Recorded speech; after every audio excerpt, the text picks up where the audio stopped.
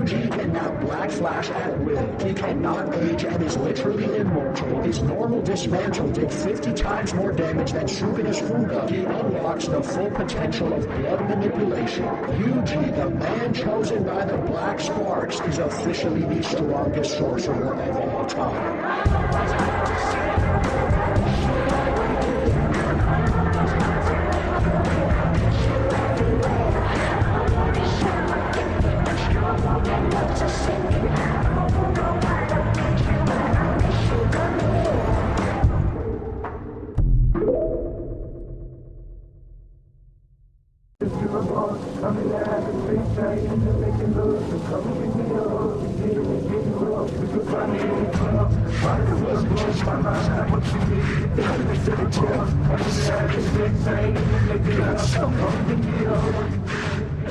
So I have to say how many more people.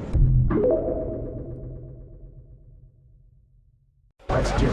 He, like you, is a key to harmony chosen by my technique. But first, let's meet him. It seems this place is a crossroads for every sound on Earth, and he appears to be one of its inhabitants. What a familiar face. Itadori Yuji. Wait. I've been waiting for you, because unless you died first, I couldn't. It took so long. Hey, how did you die? 1 second. You're dead, right? I was just called here. Hey? Why the hell? He's been waiting all this time! Let's begin.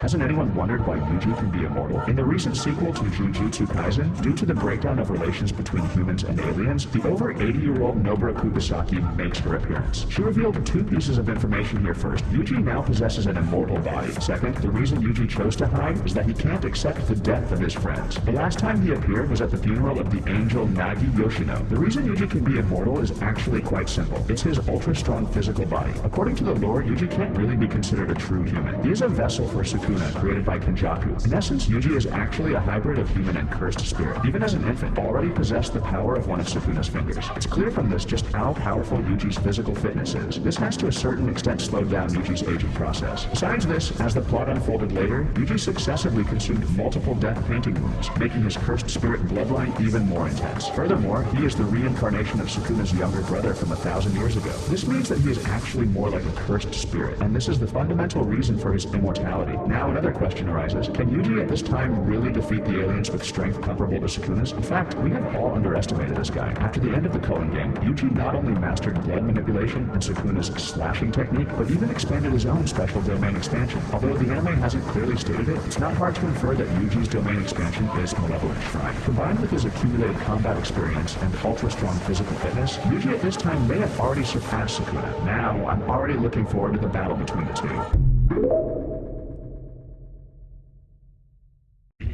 You read that title correctly. Yuji Itadori has now been confirmed to be literally immortal in the new Jujutsu Kaisen chapter because he does not age at all. While we were all out here theorizing that he ages slowly just like Choso, it turns out that this entire time he hasn't aged a single day. Yuji will literally be forever in his prime, and with all the busted abilities he has at his disposal to continuously train for eternity, he is undoubtedly going to be the strongest sorcerer of all time, and it's not even close. Like, you cannot sit here and convince me that Yuji isn't stronger than Gojo and Sukuna at this point. Mahito, if you can hear me right now, it is time for you to give up, because you will never see the sunshine ever again.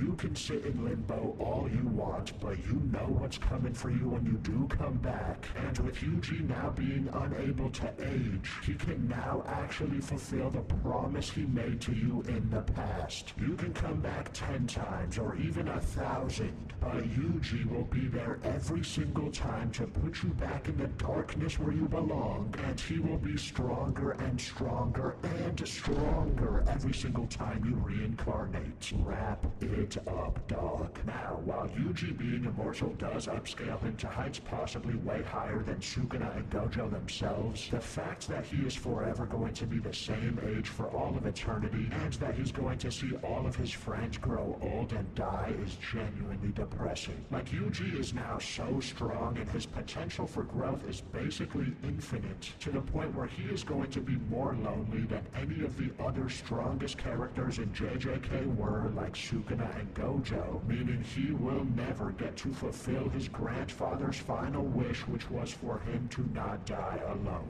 Like, if y'all thought Gojo's depression was already bad enough with him being lonely at the top, you do not want to witness how horrific Yuji's life is going to be from here on out. Gege, you are one sick man, but this story you got going on with Yuji currently is genuinely pink, so I'm not complaining. This chapter also revealed that Nobara is alive. Yes, Nobara somehow outlived Yuta, and although not even she knows where Yuji is in hiding, she was the one who actually revealed that Yuji does not age at all. And on top of that, she also revealed a dark truth about him, about how he's changed over the years after finding out about his immortality. Listen, we'll talk about what Nobara said to Yuji in a second, but a lot went down in this week's chapter leading up to the reveal of Yuji being immortal, so lock in real quick so you can fully understand what's going on. So basically, in Jujutsu Kaisen Mochilo Chapter 13, which was easily the craziest chapter we've gotten yet, we got to see the aftermath of what Deborah did after Cross got shot. Right after we saw Deborah pull up to the scene last chapter with an aura and presence so strong that it froze everyone in the vicinity, including the Grade 1 sorcerers, Deborah wasted no time, and after asking and finding out who shot Cross, he straight up annihilated the dude who did it by erasing his arm off his body with some sort of slash, lightning, or energy attack, and then he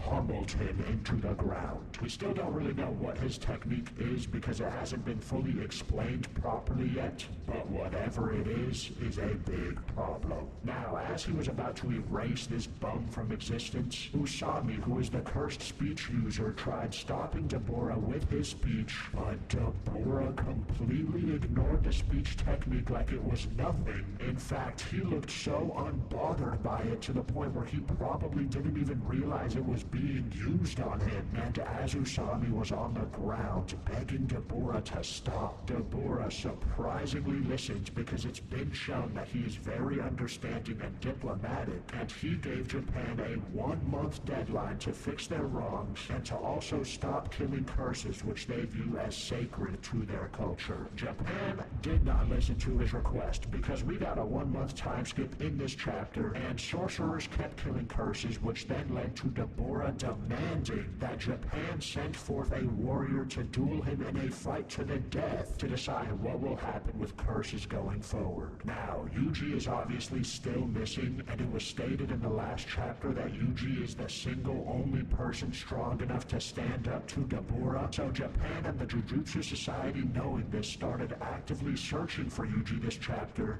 and they went to none other than Nobara to ask about Yuji's whereabouts. After asking Nobara if she knew where Yuji could be, she told them that she has no idea where Yuji is because the last time she saw him was at Hannah's funeral. That is the Jacob's Ladder girl, for those of you who forgot. Now, the dark truth she revealed about Yuji was that he basically became depressed after finding out that he doesn't age, and he chose to separate himself from all his friends because he couldn't bear seeing them all grow older than him, and that he never thought this would be the reason that his grandfather's final wish would be unfulfilled. Yeah, this is truly some devastating news for Yuji as a character, even though it does make for an insanely interesting story, because unless Yuji dies in a battle against someone stronger than him, which is basically impossible at this point with how strong Yuji has gotten, then he will live forever and be eternally lonely, and there will not be a soul next to him as he dies. Gege, why do you hate your own main character to this degree? What could Yuji possibly have done to you to receive this level of torture? I just don't get it, bro. Anyways, it hasn't been revealed exactly why Yuji doesn't age at all. Like, it could be due to his grandfather accidentally cursing him with his final wish. It could be because of all the death paintings in his system. It could be due to Yuji being the perfect vessel for Sukuna created by Kenjaku. Or it could even be due to him maybe cursing himself by accidentally making a binding vow when he swore to Mahito that